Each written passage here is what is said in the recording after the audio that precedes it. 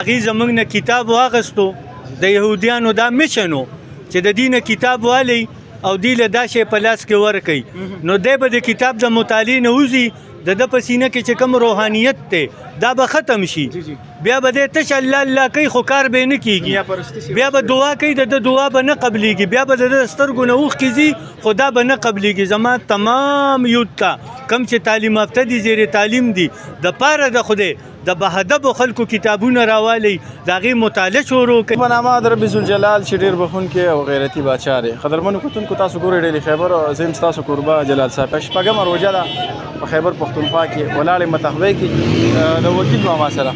وکیل ماما تاسو ډېر ښه پېژنئ. وکیل ماما څخه خبرې کوو. وکیل ماما السلام علیکم.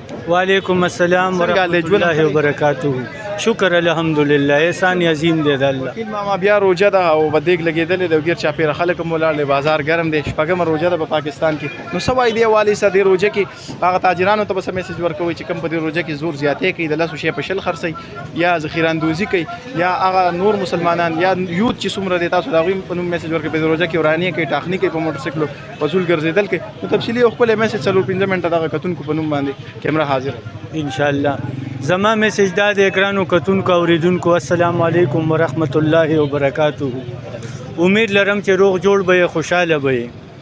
زما میسج دا دی چې پهله نوجوانانو ته دا ویم چې بچیا په موټرسایکلو باندې ویلینګ مه کوئ ځکه که تاسو اکسیډنټ وکړئ نو ستاسو د اکسیډنټ د وجې ستاسو د خوږو د وجې تاسو سره ټول خاندان چم گاوند هم پریشان شي.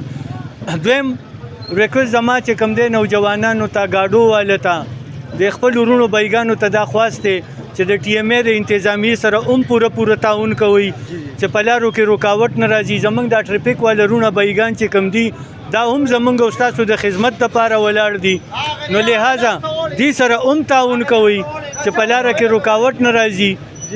بل تاجر بلادری ته زما دا خواست دی چې په تمامه دنیا کې په دې وخت کې رمضان المبارک کې په تمامه دنیا کې په هر یو څیز کې پیکج دی ارزاني ده. زه به خپله مواله درکم چې دا مې 14مه روژه شوه سوداګانې د عوام ناس ته ښه پته ده چې ګرانې دي هر شی ګران دی او زما بیا هم حقه 150 روپۍ ریټ دی. برملا ستا د دې میډیا په ذریعه باندې د دې میک په ذریعه باندې د تمام ورونو بایګانو ته بیا هم زما دا خواست دی بیا هم که زما کم غریب رور سره سپید پوشه دی عزت نفس ورته ګران دی او د شرمه چاته نشي ویلی نو زما د کټوۍ له دې داسې راځي لکه په خپل کور کې چې کټوۍ له ورځي. باقي په دې مردان کې په تخبې کې دا یوت زمونږ لګیا دی د افطارۍ پروګرام کوي او زه په خپل هم په هغې کې شریک یم.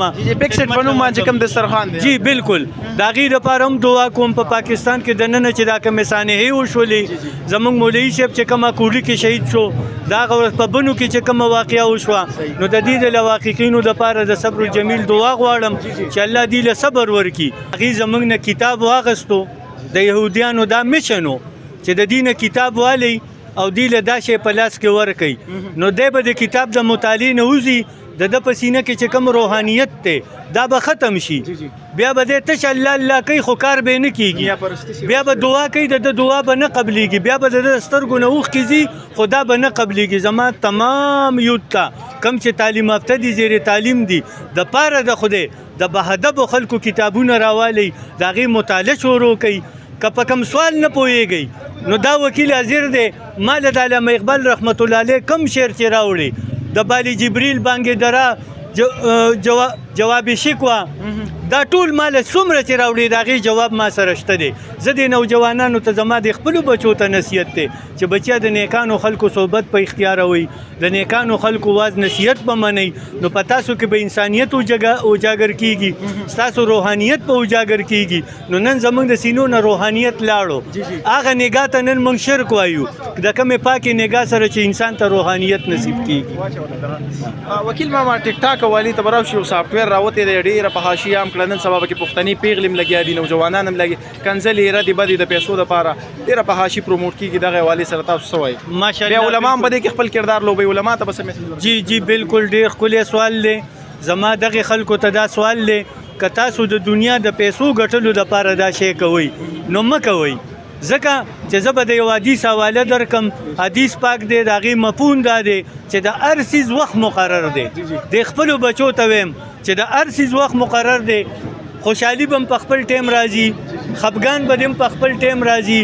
که دولت ستا په نصیب وي، که سره دي، که سپین دي، که ګاډی دی، که پلاټ دی، بچیا چې کله وخت راغی ستا په خوا به خاطر کې به هم نه الله رب العزت په در کې خپلې حیا به خیال ساتئ. خویندو میندو ته مې دا درخواست دی چې دا سر نه دی، دا ډېر قیمتي دی ستاسو. دا وجود چې دی که نه الله پاک تاسو له موږ له داسې نه دی راکړی. دا باعث رحمت دی د مسلمان وجود. دا خو چې کوم ځای ته ځي رحمت ته پیلاویږي. نو موږ خو د محبوب امت یو. نو لہذا زما دا خواست دی چې بروز محشر د رسول الله صلی الله علیه وسلم په بارګاه کې ملامت نه شو. سره الله سوچت کوي چې الله په پاکستان کې د امن او امان هواګانې وچلې. الله زمونږ اتفاق او اتحاد نصیب کړي. یا الله رمضان المبارک دی، د دې رمضان المبارک د برکت د تمام مسلمانانو اتفاق او اتحاد نصیب کړي. یا الله د ملک پاکستان حفاظت فرمایي، د بیت المقدس حفاظت فرمایي. یا الله څومره پریشانی چې دي د مسلمانانو ظاهري باطنی الله دور فرمایي. پاکستان زنده باد. جزاک الله ډیره مهرباني وکیل ماما، خوندورې خبرې وکړې او ډېرې مینهناکې او ډېر ښه میسج یې ورکړو دغه ټولو پښتنو په انشاءالله ستاسو به مو سره اتفاق وي. که څوک اتفاق لري د وکیل ماما دغه لپاره دغه ویډیو شیر کړئ، ښه لایک پرې وکړئ، ښه کمنټس پرې وکړئ. ښه د باد او بریالي اوسئ. د الله په